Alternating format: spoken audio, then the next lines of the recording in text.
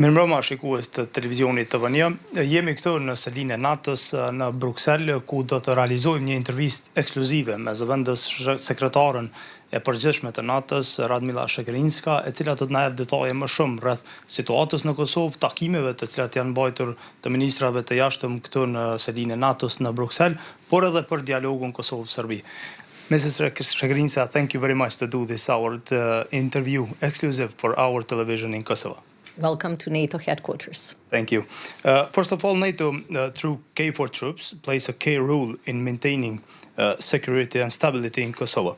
How do you assess the security situation in Kosovo today following the recent tensions, particularly in the four northern municipalities in Kosovo? NATO remains committed to the security in the Western Balkans because it's a region of strategic importance for us. And our most visible presence, most visible commitment is through our KFOR mission.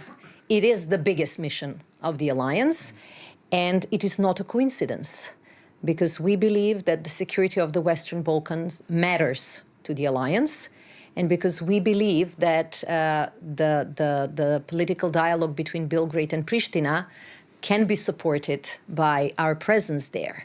The KFOR mission is to guarantee for the peace and the security of all people in Kosovo, to guarantee for their free movement, but also, as I say, to provide for the right environment so that political leaders can move the region forward. Recently, we have seen an increase in the number of KFOR troops in Kosovo. What does this indicate? If I remember correctly, actually, it did happen after the events in 2023. Yeah. We have increased the numbers by 1,000, which is not a small number. It's one of the biggest increases. And we wanted to make sure that KFOR delivers. So when we say that we are guaranteeing peace and security of all people in Kosovo, we can guarantee their free movement, we mean it.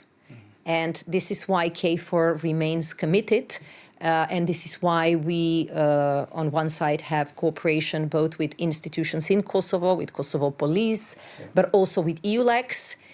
We also have good cooperation with Serbian armed forces. And in order to achieve our mandate, we believed that a higher number of troops is necessary.